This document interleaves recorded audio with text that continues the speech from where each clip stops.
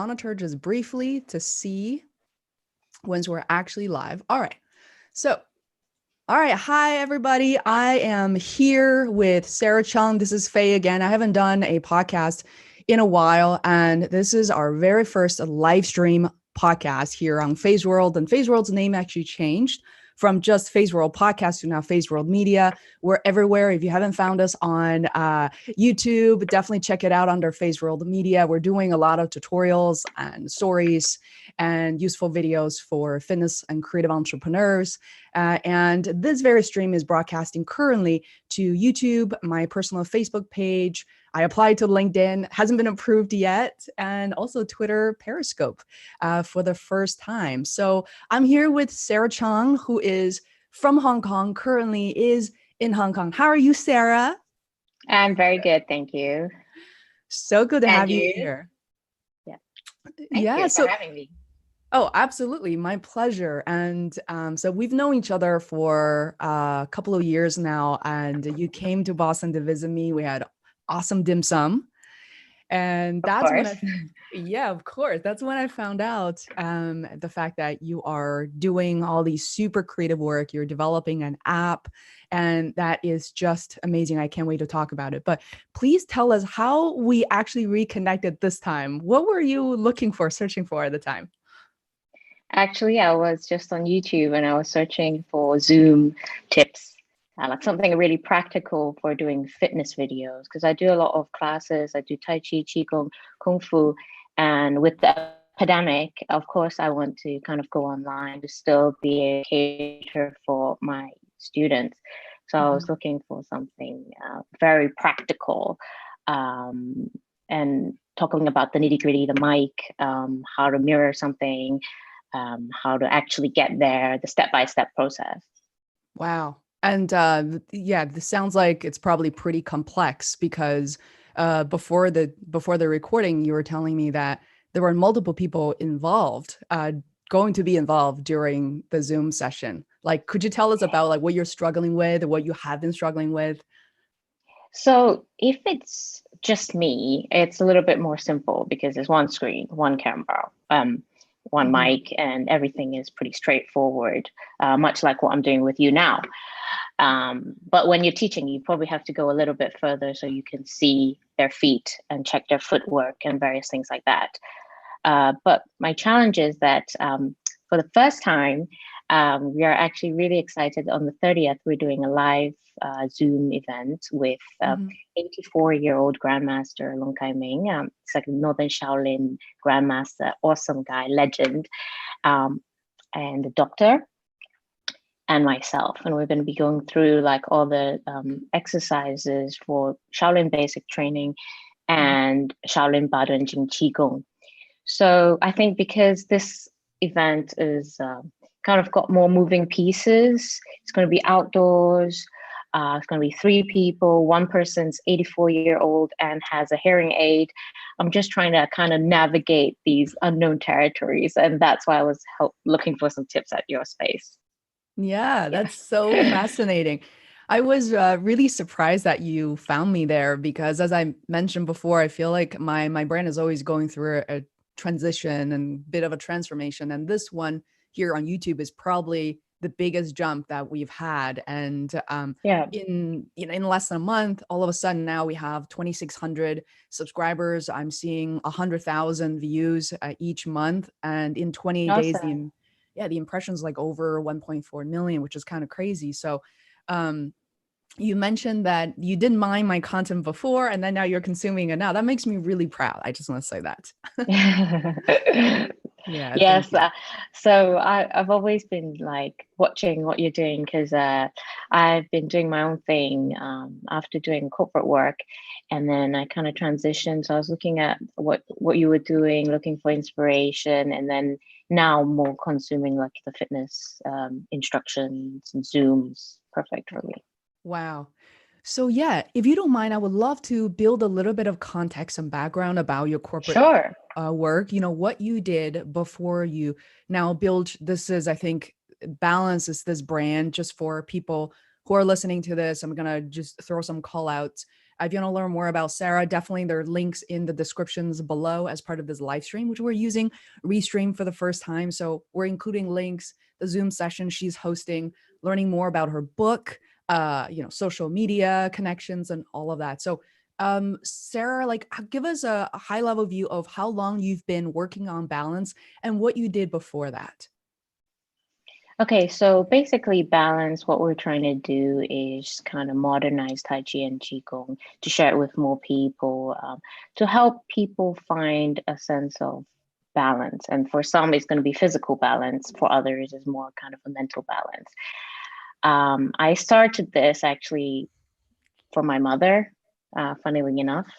She was complaining to me about, knee pain and worrying about her own balance. And my grandmother fell in her old age.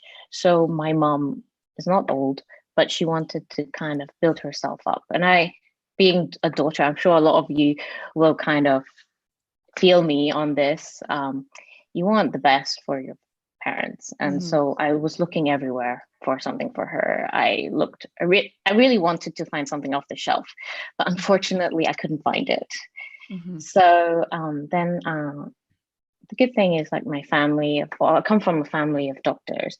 So I use their network and I try to ask a lot of experts, and try to read a lot of information, a lot of studies.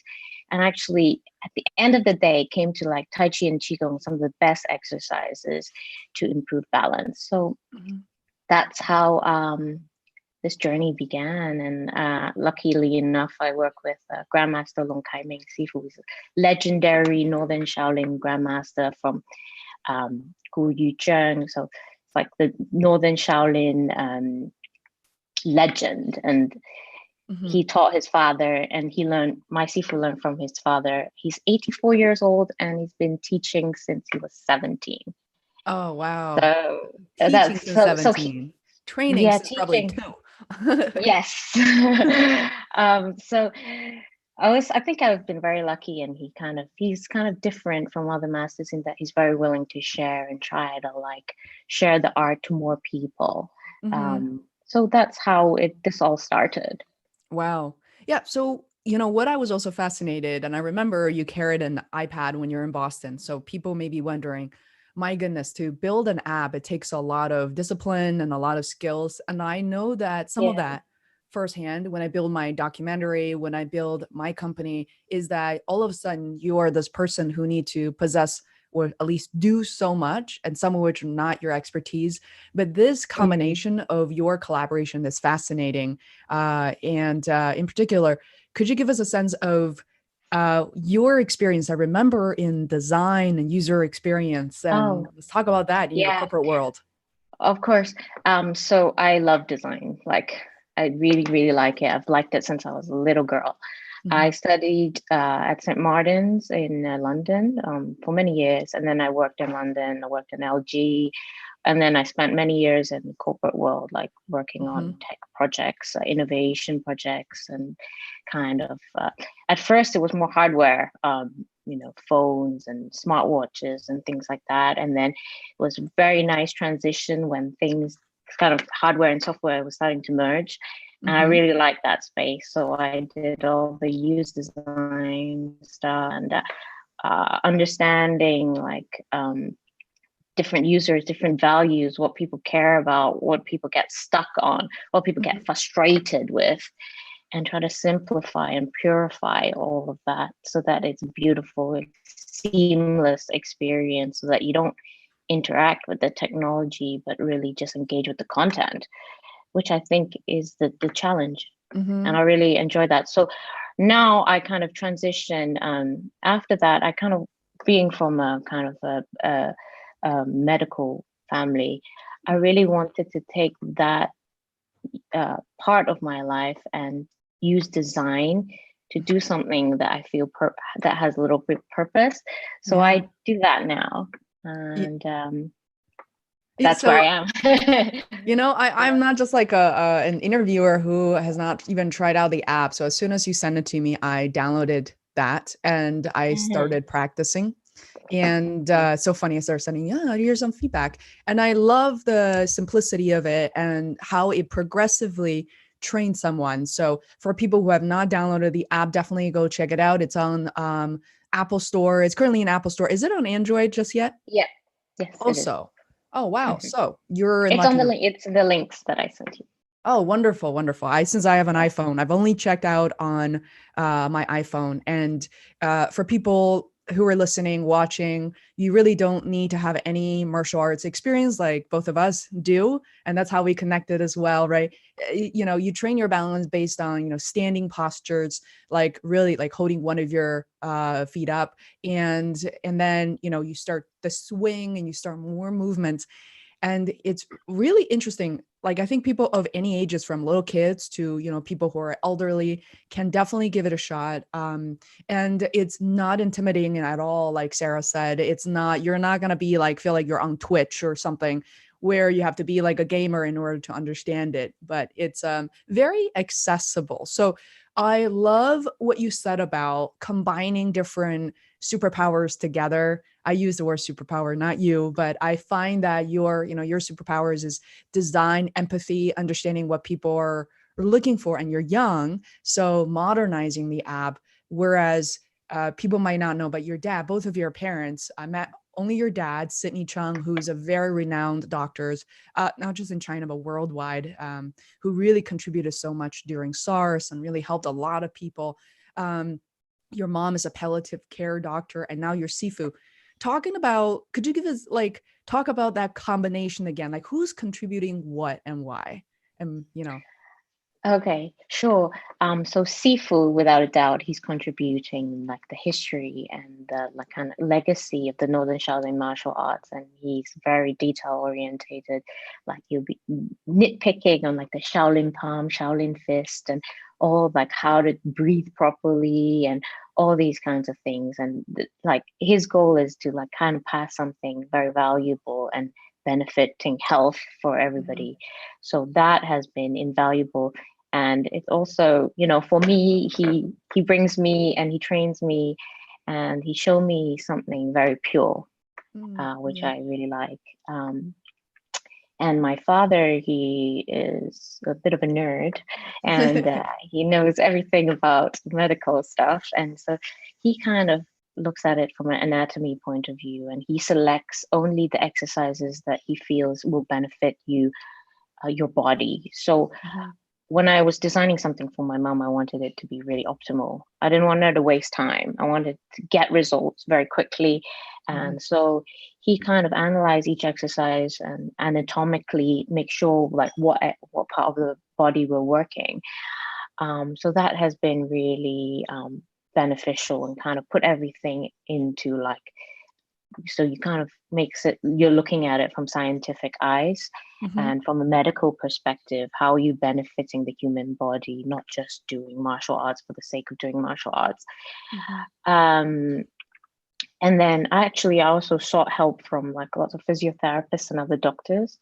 So everything we do is measurable. So I can guarantee you see results in like within 8 weeks. So my mom was my first guinea pig. We tested on her. She saw good results, but I'm like, wait a minute. Like, how can I make sure she's not just an anomaly and that this just worked for her? So we did it with a group of people, and my dad helped me with the study. And I did it in community centers. I did it in offices, with the office ladies, with different people, and just monitored them and did their fit test. And we measure strength, flexibility, and balance, and over a course time, and they did improve, and that's why we decided to do the app so that we could scale and reach more people. So my role is the design. So so I design every screen, and then I test it with my students and users, and then tweak and change things as we go along. All the colors, all the UX, all the branding, and just actually, I think that the world is so cluttered. So I kind of just want something very purist, give them what they need in a nutshell and accessible. And also, it was a big point to kind of do everything in English as well, because a lot of times it's not accessible to a different audience, or it seems too mystical. And I think it's really important to demystify and make it tangible to everyday person. And you're in the videos as well. And, you were the one doing the videos, right? That's awesome. Yes. And I'm like, am I I looking have at to do somebody else? them. Um, No, it's me. So I do it because like I want to. At first, I didn't think that I would be in the videos. I always didn't imagine that, but actually, I wanted to be able to, that the user just concentrate on what they need to learn. So like mhm, I want to curate exactly what the voiceover needs to be so that they could learn easily, to break it down and not to have any, and to have like to do like a difficult version and then an mm, easy version, and then to talk through it, um, so that it's clear what people have to do. And mhm, there were many iterations, so I didn't feel comfortable getting someone to come and do it and mhm. then changing and Yeah. I also want that continuity, like I want the user to be comfortable and not have to get used to different things all the time. Yeah, if somebody drops out, I mean, this is part of a creative process that we're also intimately familiar with after. I mean, for me, I worked in that industry for more than a decade, and I know that if you hire somebody else, if their rate goes up, right, it's not even about just affordability, but if that person gets hurt, or when is that Yeah. person, especially if you hire like an actor, actress, and when they're going to be returning to the app, can you have different people? So it's very authentic. Not to mention that also there's zero ad. Like I didn't see any ads in the app. It's okay if it's part of the future plan, but right now, I mean, the user interface is very focused on people. Yeah, I didn't want that ads because I know that sometimes it just clutters the space. And I don't want something to be grabbing their attention when they should be focusing on what they needed to You fall do. over while in the middle of like, the Yeah. exercise. So, what is your vision maybe a few months from now, or just for this year, because we're in a very unusual time right now. So it doesn't surprise me at all that it just seems to me like your primary focus right now is to spread the word and let people know about the cause. And it doesn't hit me as like you're focusing on any monetization models at the moment, but correct me if I'm wrong. If there's, how do you see the current model versus the longevity of the app? It will be a subscription model. Actually, we're doing that right now. But during the pandemic, I didn't feel like it was right to charge Mhm, during this difficult time for everybody. I'd rather everyone stuck at home, mhm, rather they start their exercise, and that's what we wanted to do. But it's a subscription model, but it's a very modest fee so that mhm. actually everybody can afford it. Yeah. So that is really, really important for us. I rather do that and reach more people. Yeah, that's wonderful. And I was gonna also transition into asking you this question because inevitably everybody in this world, I mean, for the first time in my lifetime, in many people's lifetimes, that this is literally the first time where we're all like so interconnected. We're everyone on Yeah, this planet. And I think in a way, and we don't talk about politics or, too many philosophical or religious topics here on the show, but I must say that I feel like we are going to come out of this better and stronger as like a global community. With that said, inevitably, a lot of people's businesses, big or yeah, small, are impacted by this. I have seen my close friends and clients who are trying to launch their books, their yeah, online courses, and my some of my friends, several friends launching books and also clothing lines. They're all being yeah, impacted. How of has course. yeah, for sure. How has the pandemic impacted, your work launching the app and you working also with with your close friends and family? Well, in Chinese, they have, I speak Cantonese. They have, danger means Hmm. ai gay, I is danger, and the second word is gay is opportunity. So Hmm. when there's danger, there's opportunity. I try to see it that way, like focus on the opportunity, because sometimes when what you're used to is no longer there, it forces you to have to think about different ways to adapt.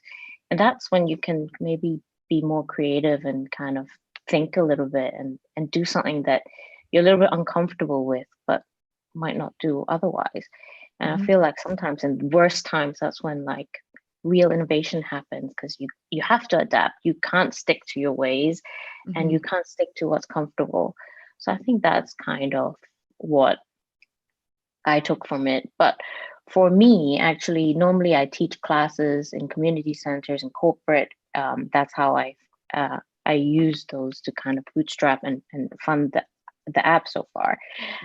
Um, but I couldn't do any of that because community centers are closed, offices were closed.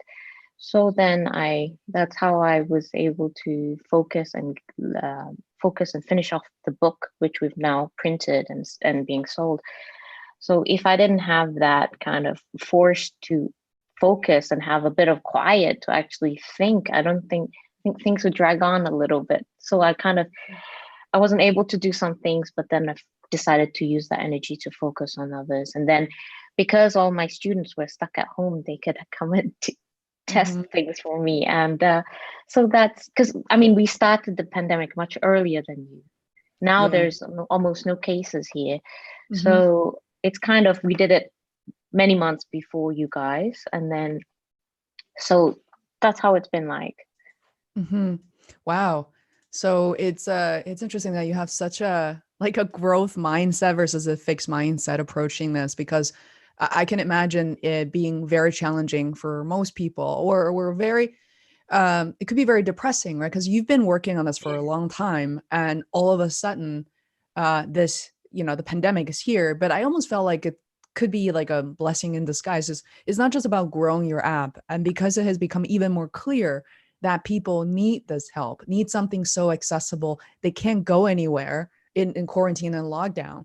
I feel like your exercises could actually motivate certain people. So, has the results so far? I know you just launched this, but what has some of the initial reactions and feedback been so far? So it really depends. Like, so I got a lot of messages from Singapore a Mm-hmm. while back because suddenly they were under severe lockdown. So suddenly there were a lot of people using in Singapore. So it's kind of interesting, like how certain situations happen makes people behave in a particular way. Mm-hmm. Um, and then also because people were stuck at home, Mm-hmm. they wanted something to read. So they like at the beginning when we got a lot of like online orders for books Yeah. because they Wow. needed delivery to the home so that they had something to read. Yeah, yeah. By the way, is the So book that was written in kind of English? For sounds like it's the book is. bilingual. Oh, the book is bilingual, so in The Chinese and book is English. bilingual. So actually, the book, if you want kind of the philosophy and the thinking behind it, why we're doing what we're doing, the context, the history, the medical, there's like doctor's notes, Mm-hmm. all the diagrams, all the drawings. The book is great to kind of get a feel of why we need to do this. If you want to like, hey, I Mm-hmm. want to improve my balance and do a little bit kung fu in a short space of time, I want to see results, then the app is like how you do that in a nutshell. Mm-hmm.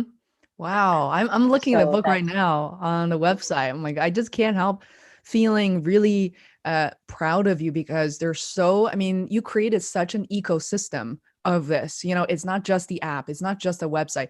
And I don't want anybody hearing this to think that they also need to have everything all at once, because clearly this too for you is a process. And so, speaking of a process, of people who are probably very impressed by the things that you've done, because look, you don't have a like this publishing or this agency empire behind you, right?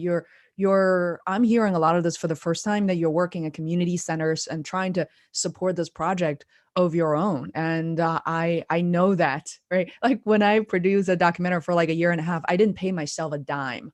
I saved up every penny to pay everyone else. It's like, oh, there was only this amount of money, but the reality is, no, I didn't get paid for any of this, and I loved it. But what was the process like for you? So we're talking about, a website like design. I think those probably came first. But in terms of weighing in like the iOS, Android apps, those are different apps, and then the book and the ebook. Like, did you work on the book first, last? Like, what was that got process like? together. all together at the same together. time. Yeah. Um, but at first we were thinking it's just going to be a pamphlet or like a little Hmm. like brochure. I Hmm. had in mind a brochure to go along with the app, but then things kind of, it's not every day that Sifu agrees to write a book with us, and that my dad's interested in something that he saw a spark in, like the dynamic with Sifu and how he could, that Sifu's mind was open to looking at things from a medical and scientific point of view. And that was like a special moment and a unique Hmm. situation that like I didn't feel could turn down. Yeah, yeah, that's true. And we had a very great editor with like a great attention to detail. So it was like the right time, I felt, to do something like this. And I saw images as well. So there are pictures and demonstrations and like it's in color too. So people can literally do you think the people can follow the book instead of the app, or like it's highly recommended they do it together? Or you know what I I mean? think some things like Shaolin basic training, you can definitely. But Hmm. Qigong, it looks so simple, but there are the devil is in the details. There are Hmm. so many little details that makes it beautiful. And you have to do it many times to kind of like realize how your finger is going to be, how your Hmm. hand's going to be, how you shift your weight, how you breathe. Hmm. And I think that comes from just being doing it, and like each time you learn a little bit more. So I would really recommend the app for that. But Yeah, to yeah, learn, like for me, when I learn something, I need to know like how to do it, and then I need to know why I'm doing it. yeah, yeah, So I think they kind of work hand in hand. But to yeah. follow the exercise, I always think it's nicer to see like a moving image for Hmm. myself. Yeah, no, this is great. Actually, for people, some people are visual and like to flip over the pages. And then these days, especially in Asia, I mean, and access to this is so simple and so many different price points. So even that is not a showstopper for most. It's just really fascinating. Is there anything else we should talk about in terms of the book and, your app before we move on a little bit to your origin stories? Because people now get to know you. I'm sure there's a lot that's like questions in the air at the moment. I think that's, I mean, if you have any question, so the um maybe one thing like for the Mhm. app, we're doing, I'll just tell you a little bit about the program. It's Sure, sure. combining Shaolin basic training, which is really functional training. So it targets like common ailments that people have, whether it's like frozen shoulder, Mhm. where we're sitting here all the time. Some are focusing on frozen shoulder, some back pain, and like really building like the muscles around wherever it's painful, for Mhm. example. So a lot of functional training. And the second part is qigong, which is breath work, and it's like eight beautiful. It's called Batungam, Badanjing, Mhm. and it's a Mhm. qigong sequence. It's like 1,000-year old, and it's 8 exercises. It's very simple, but like I said, devil's in the details. And you repeat each exercise 8 times. Mhm. And it's something that you can keep for the rest of your life because you can do it throughout your life. It's Mhm. in Chinese, there's a word lo xiu ham yi. It's Mhm. like it's suitable for like if you're 30 or 60, Yeah. and so on. And it's like, and these 8 beautiful exercises, brocade, like kind of the movements are very silken, very soft, very tranquil. And then 8 exercises, each exercise target different section of your body. So Mhm. combined, it's restorative, it increases your strength. For me, right, what I do is like sometimes I do those exercises first and then I tackle the day. And there's like, it's good for your body to move in the morning, and I do it outdoors, and then you do the breathing exercises, and then you just feel good and you have energy to Mhm. tackle the day. Yeah. Yeah. This is wonderful. And thank you for breaking that down. And just again, I'm so excited to share this with my mom. And I think these are the exact exercises that she needs. Well, her paintings are behind me, but she either stands or sits for a long time for her work. And it has always, it was challenging for her always, the physical part. But now as she gets older, I feel like maybe because of your app and just the awareness of it, maybe will preserve her as an artist a little bit longer so she can do Of more course, what definitely, she without a loves. doubt. One point I just Yeah. wanted to share, which was shocking and unfortunate for me to understand too, but unfortunately, aging starts at 30. Yeah. Yeah.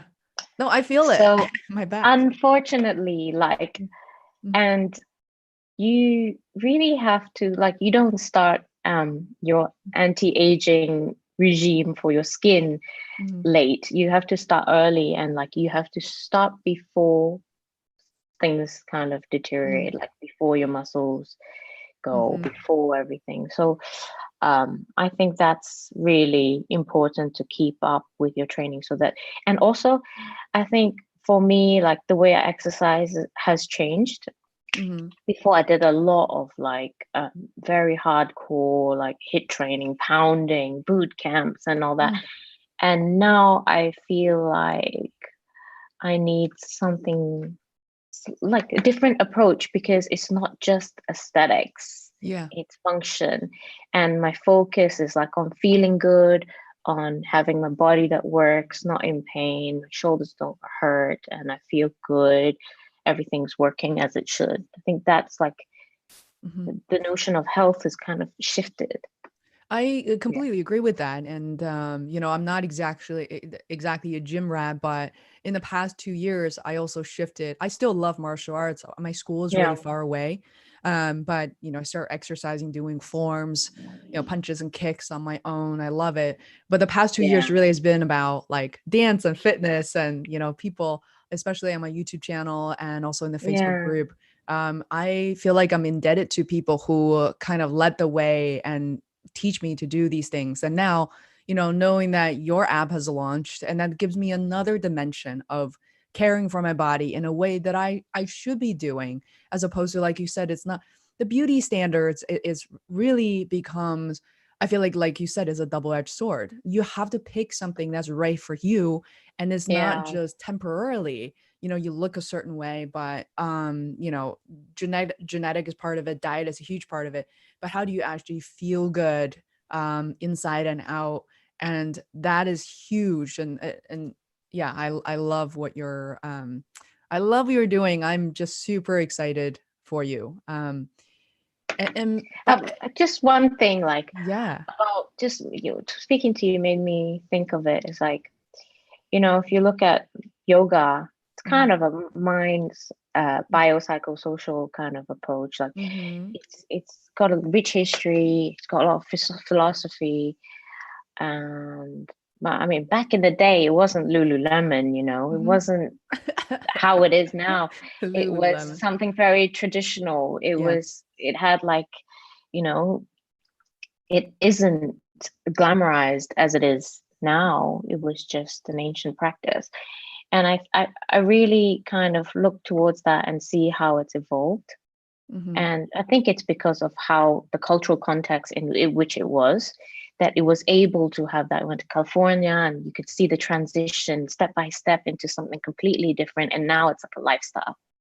Mhm. I feel like martial arts, Tai Chi, Qigong, they have the same richness in philosophy. They have all that richness, but they didn't evolve in the same way. We're wearing much same silk pajamas that we were wearing back in Yeah. the day. So I feel Right. like there's room to kind of transition and make it something that is accessible to different people from different ages, different across different cultures. So that Mhm. is a new lifestyle.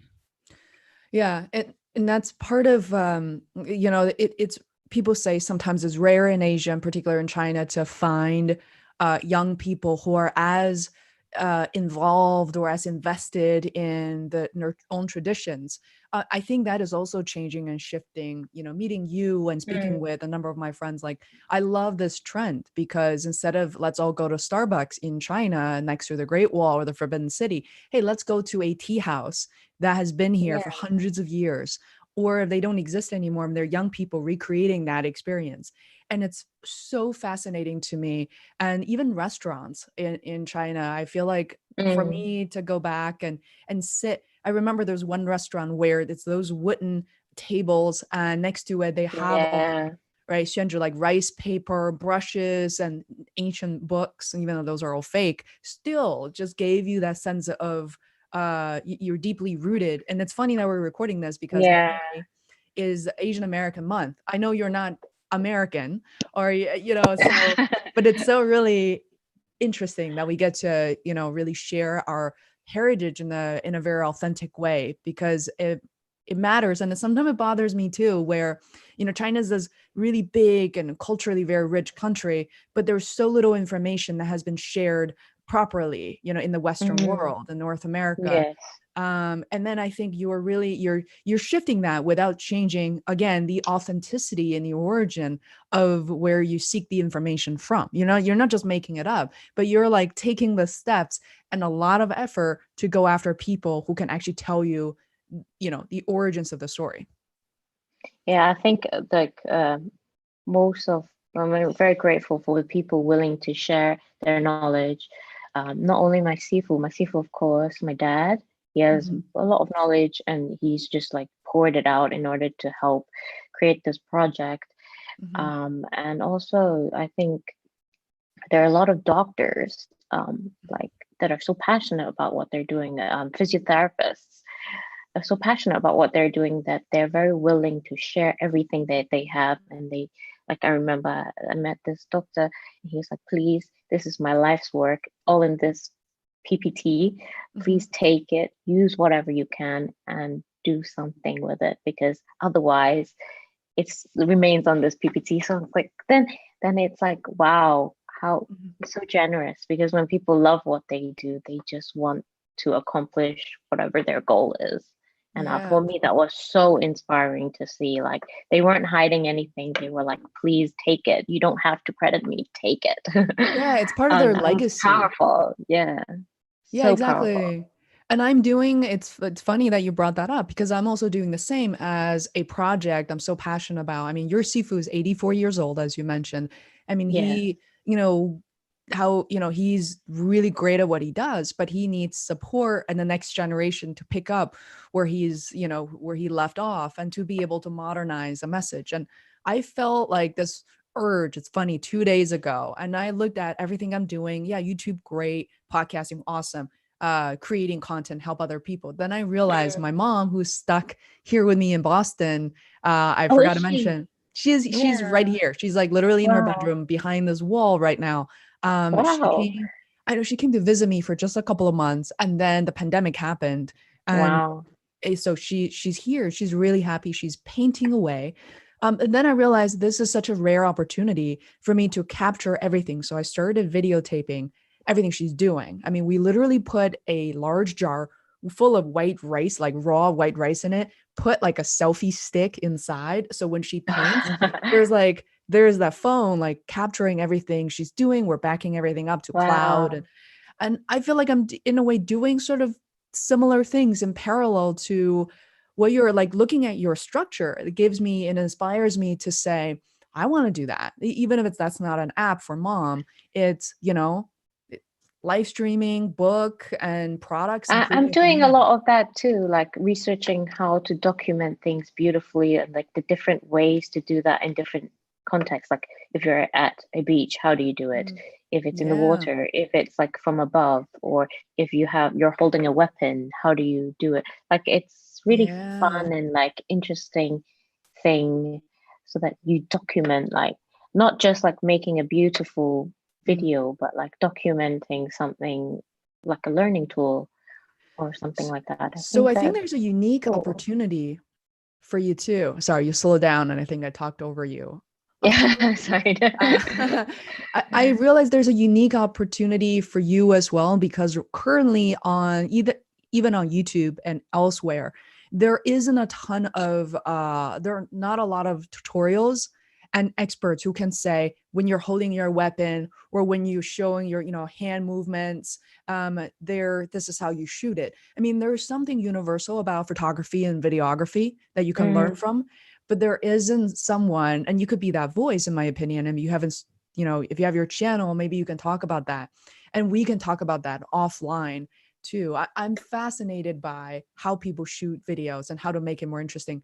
And to your point Yeah. earlier, when you haven't learned how to do that, it's hard to market and broadcast and make this kind of a long living art, because people are not going to be interested when it's not shot correctly, right? This is a little Of course. contradicting, right? And if the book isn't beautiful, they can't follow, they can't, or the app doesn't work, then Yeah. people are going to And leave. if it's So too cluttered, like for me, if I look at something and there's many things going on, I can't digest it. So yeah, I think yeah. it's like removing the noise, and then so you can concentrate what's the main point. But what you're saying kind of made me think that actually also I think there's something about being able to do everything yourself. So Mm-hmm, like mm-hmm, if you're thinking something and then you need to do it quickly, you can't then ask someone, can you come at me? But like if you have a setup that allows you to shoot, then it's much more empowering because you can think and then move on to the next thing rather than like, wait, on Tuesday, I can ask mm-hmm. my friend to help me. Or Yeah. I think that fluidity and that continuous flow is also important, and to have the confidence and Mm-hmm. in knowing like it may not be a very difficult thing, just like work Mm-hmm. out the formula and then you repeat that formula so that you Mm-hmm. could replicate that. Yeah, no, it's a beautiful thing to say, because yesterday, as I was cleaning up my social media cues, and this year I try to be more intentional with not just how I share, how quickly I share, but what I share. And Right. right, I remember, so yesterday I was cleaning up my quote cards. I create these quotes based on people I interview, and like some of my favorite quotes. I've turned that into a little like Instagram design, right? Oh, Uh, nice. yeah, so you can definitely have your own too. So Bobby Parrish, who's now a very famous YouTuber who makes meals at home, very personal, Yeah. and his daughter just adorable to look at. And then he talked about something, which his quote I picked up yesterday is called, "There is no excuse not to do anything anymore." There's zero excuse because of the fun, the technology that we have today. And, exactly like you said, if you can't find a partner, and these days in the US currently, I can't just find a friend to say, hey, let's go shoot film together. I mean, we could wear masks, but, you're relying on a lot of people who are busy or who can't really come out, who have elderly living with them at home. They don't want to risk anything. So you got to find a way to do it on your own. I think that's kind of how a bit of an imposter syndrome hit me when I did my YouTube channel, to think like, who am I to talk about these things? And I'm not an expert. I'm recording as I'm figuring things out, and people really love it and they appreciate that. So I would love to see more, of your content and video, you talking about like the making of process too. Yeah, I think like those things, like it's just important to learn to fail many times Yeah. and then to learn in that process. And then like when you're little, you're not afraid of failing. And then suddenly you grow up and then you're Yeah. afraid to do many things. And I think we just should just play. Yeah. Just Just play. play. Exactly. And I know we're both in a bit of a privileged situation when I say that, as we have a safe place to stay. We have plenty of food. We have access. We have electricity and access to technology. So definitely not taking that for granted. And I say that because, this piece of content goes on YouTube where we're exposing ourselves to a much larger audience who don't really know much about us at all. But I think for people in our situation, then I feel like then we are more indebted to the community. We should be doing more as a result of it. Um, and I know it is pretty late over there where you are, and I do want you to, if possible, maybe share a bit more about yourself. I think at this point, especially in my audience, people in North America or even in Europe, listening to this and thinking, wait a minute. So she's Chinese. She's living in Hong Kong. Why does she have a British accent? And I think the British accent to me is obvious. Oh, do Why? Uh, I? yeah, I actually think it's kind of I think it's kind of a hybrid. Like I can't really, the British is definitely more obvious than the American. But yeah, like actually, is there a Hong Kong accent? I don't know. Yeah, there is. There is. It's like a Canto accent. Definitely there is. Yeah, so a bit about me. Is that Yeah. what? So tell us Yeah, so about your origin stories, where you grew up, where you went to school. okay.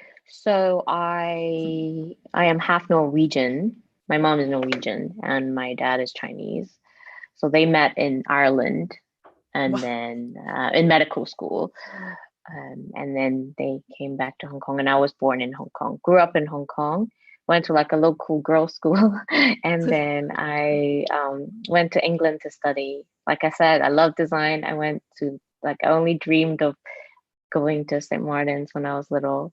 I Oh, went to St. wow. Martin's, studied product design, and then I always loved tech, so I worked in tech industry, um, and doing like electronics and various things like that, and then transitioned as the technology changed, transitioned in more into UX and the Mhm. whole journey of like the user experience, empathy, and then did more things like that. And then after a while, I was sitting in a boat one day when I was in Norway. I was like, when I'm 55 years old, I want to know that I don't want to have any regrets, When you're and like I want to 55. Wow, have that's pretty tried. early on. Yeah. Yeah, that's good. and That's good. then so I thought, I want to do this thing that I've always wanted to do, which is combine, have bring in the medical side. Like, I grew up like waiting for my dad in the operating theater. So Mhm. like that kind of like the medical side. And so I started a company with my father. And yeah, it's called, and we do like medical projects. And Mhm. so this balance projects is one of them, taking quite Wow. a lot of time now, but we do like various other things as well. So so this was what I've always wanted to do. And so far, I'm really enjoying it. It's much harder than I thought, of course, but Yeah, it's a yeah. kind of like a beautiful, evolving journey, and humbling experience. And to do something with your parents, I know that doesn't work for everyone. And I think I'm gonna also make a really good team with my mom as well, who is Oh, um great. yeah, she's super respectful of what I do. She doesn't overstep her boundaries. Like she knows, she just literally told me, I don't know how your dad is.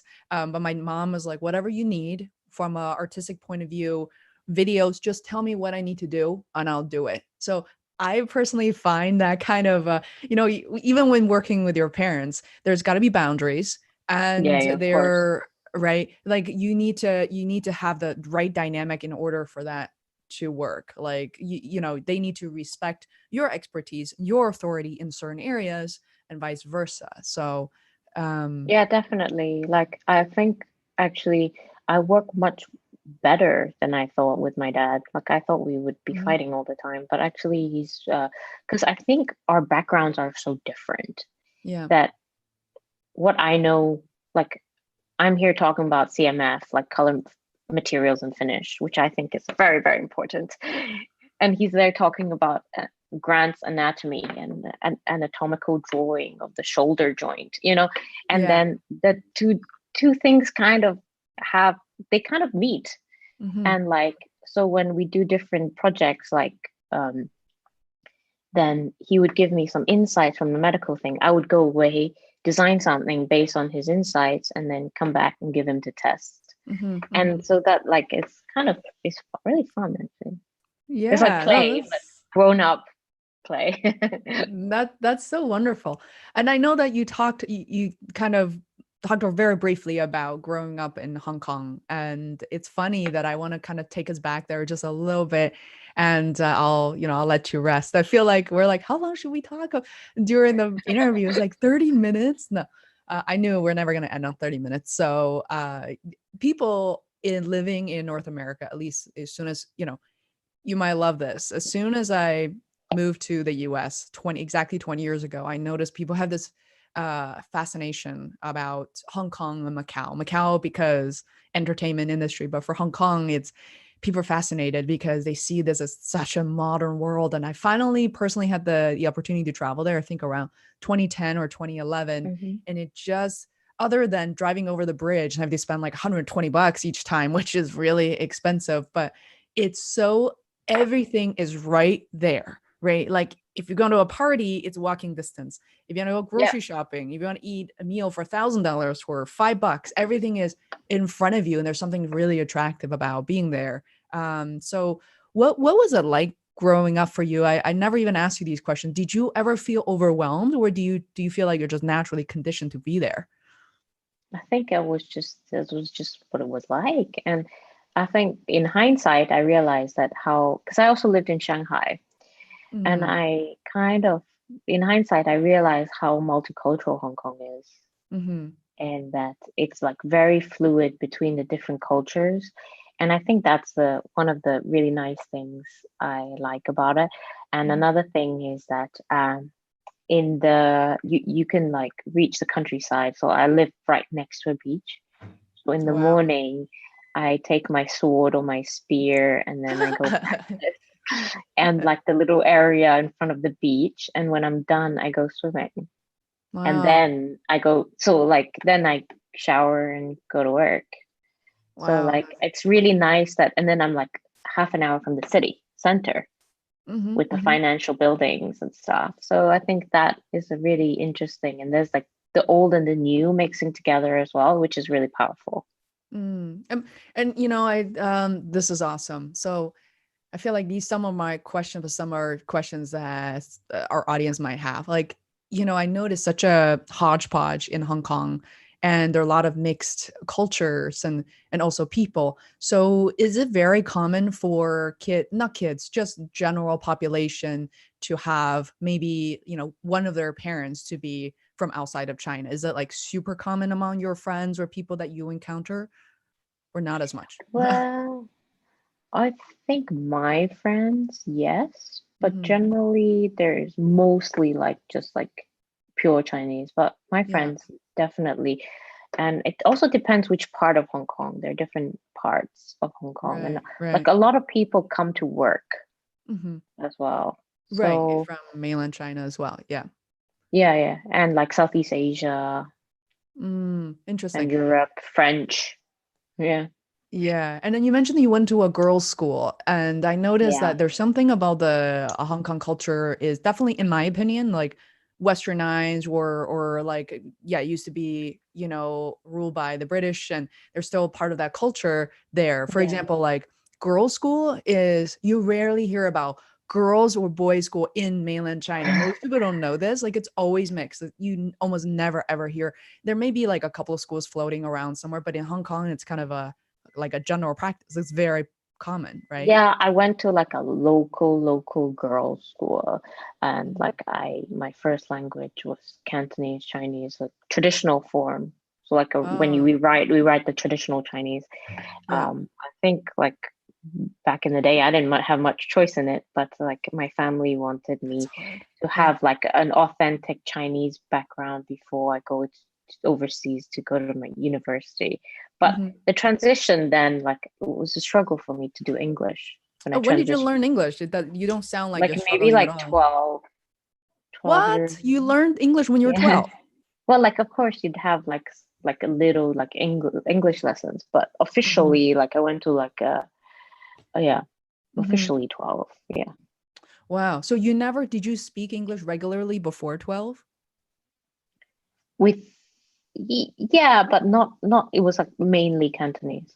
Oh, wow. Because like I studied in Cantonese, right? So naturally, my friends were all Cantonese, and my dad spoke to me in Cantonese. My mom she speaks English, but like she also learned Cantonese. Her native Fluently. tongue is Norwegian.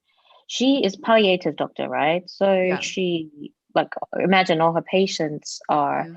like local Chinese. So if at the beginning she had no clue what she was saying, but like she had to just learn it How on the long did it job. So take? How I long did don't she? know, Yeah. but she's been in Hong Kong over 30 years. So I would say she's like pretty good.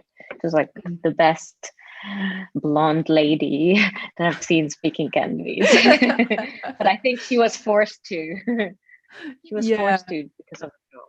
Yeah. Yeah, that's awesome. Wow. So, all right, last couple of questions. Like, I mean, you're working with your dad, this app is launching. Have you ever thought about living else? Are you interested in traveling a lot more or living outside of China or Hong Kong? I think like these days it doesn't really matter where you Yeah. live anymore, right? Mhm. you have your computer, you can pretty much go anywhere. So I like to keep it open and Yeah. see where things take me. Yeah, see where things And the take. world is much more small. This much smaller these days. And we're having trouble traveling these days until further Yeah. notice. So that decision can be made from 2021 and on, perhaps. Um, so I so appreciate you being here, and we definitely stayed on, I think, for a solid hour, and which is how long I Wow. prefer recording Okay, anyway. great. I think we've had Great. 2 hours, 4 hours. We'll do the same. But for anybody else who's watching, the description is below. Sara Chung is a co-founder for Balance, which aims to spread the benefit of ancient art of Tai Chi and Qigong. And there's an app, ebook, regular book, her website, Instagram, Facebook are all in the description below. Plus, there's a live event, guys, on May 30th. So there's an RSVP link. So if you want to check it out and connect with Sara, and I'm going to sign up. I'm so excited about Yeah, this. so this event will have a grandmaster, a doctor, and me. So it'll be running on Zoom. Oh, by the way, is it going to be 3 to 4:15 like China time? Possibly Hong Kong time. Hong Kong time. So GMT +8. Oh, so But that's going we'll to be have a like recording. awesome. So it's going to be 3 a.m. 3 my time, but I will I'll, I'll wake up Maybe with I'll eye look for crust and like just watch it. a Thank you so um, much, Faye. It oh, was you're really so fun. welcome. This is Thank you for great. having me.